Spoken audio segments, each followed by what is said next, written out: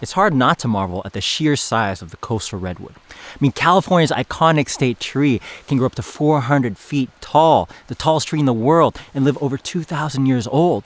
And yet, they're confined within a 450-mile stretch along the California coast. The question is, how do they grow so tall? And why are they confined to this small area? And what if I told you the answer to both has to do with fog and the bottom of the ocean? Come along, I'll explain.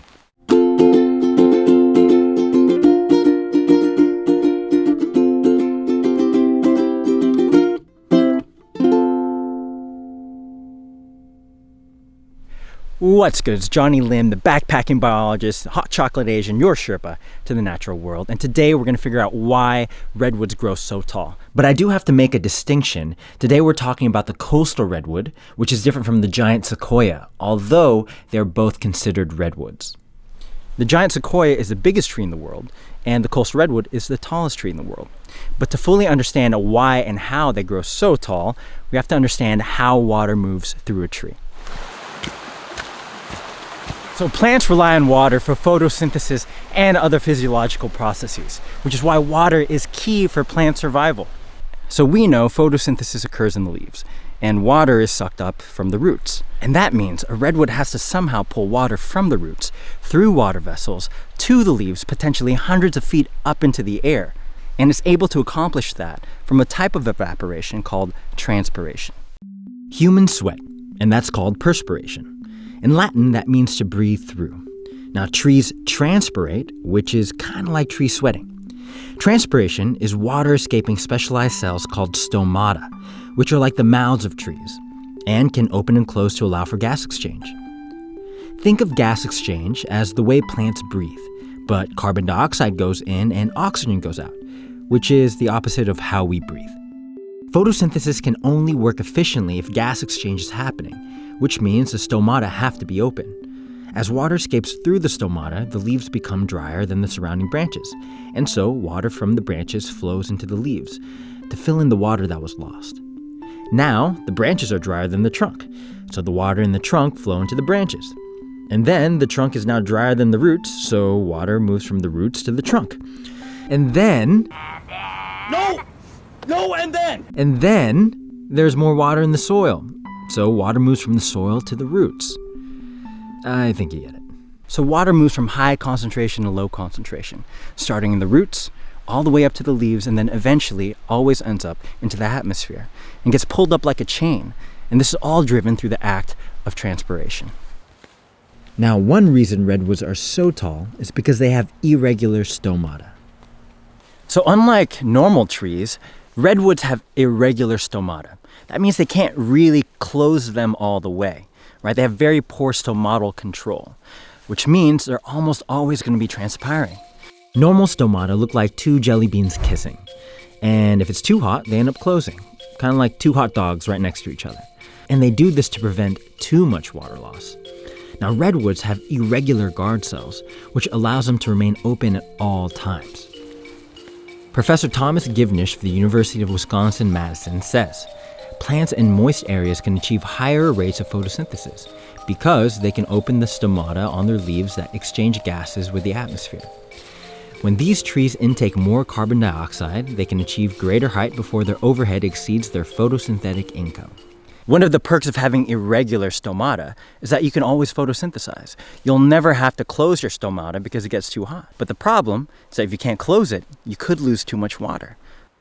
Some redwoods transpire 500 gallons of water per day.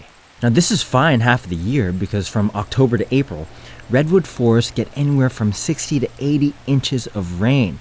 That's 6.5 feet. And a problem can occur in the summertime. Where do redwoods get this water? 500 gallons a day? I can't even quantify that in my mind. That's huge. That's a huge number. And there's a forest, right? How many trees are in a forest? This is where secret number 2 comes in. Fog. Marine fog makes up for the moisture lost in the summer.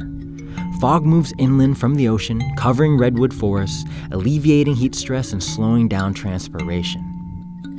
The trees are then able to photosynthesize like nobody's business. The shape of redwood needles make it easier for the fog to condense into droplets. These droplets can either be absorbed straight into the leaf or can fall to the soil in a process called frog drip. Or it can fall into the soil in a process called fog drip. Well, I know what you're thinking. How much water can really be collected from fog? The answer may surprise you. Studies show that fog water makes up 30% of redwoods' yearly water intake.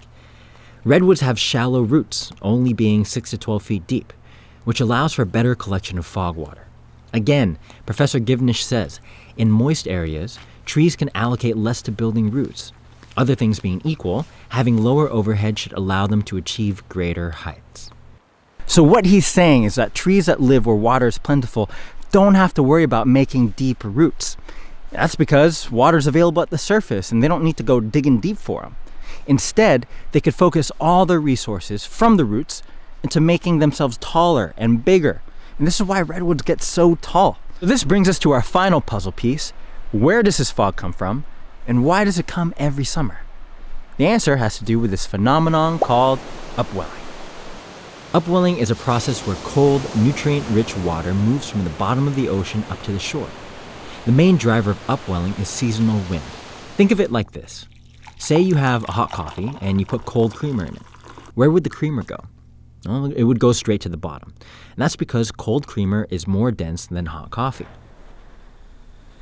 Now, how would you get the creamer to the top of the glass without shaking it or stirring it? Well, you'd blow on it.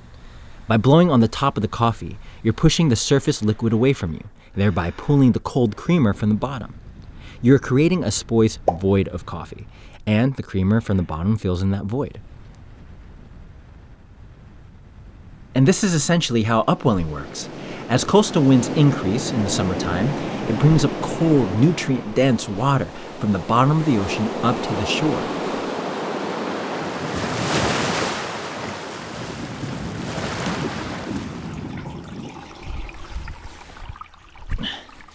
So the rise in summer temperatures, along with the increased sunlight, creates for extreme amounts of evaporation.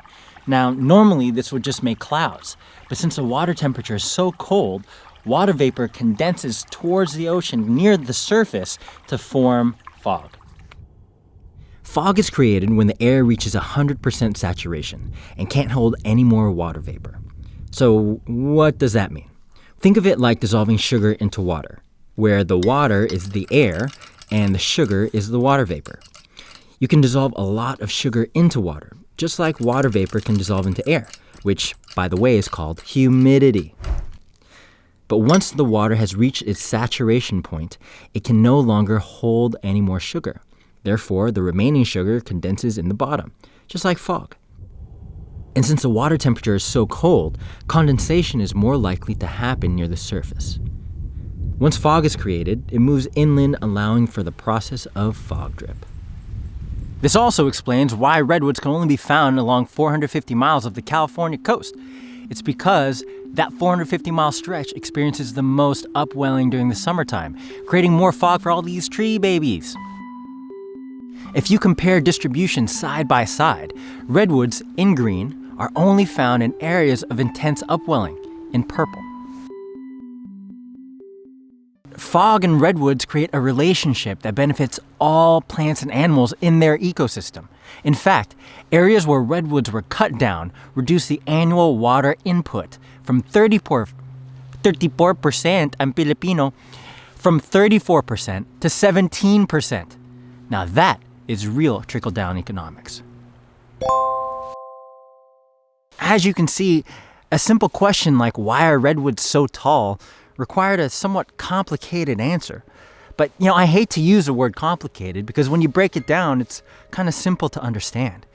But I think what boggles my mind, and I hope your mind, is the fact that something as mundane as tree height is dependent on so many different factors, from plant physiology to ocean currents to wind to seasons.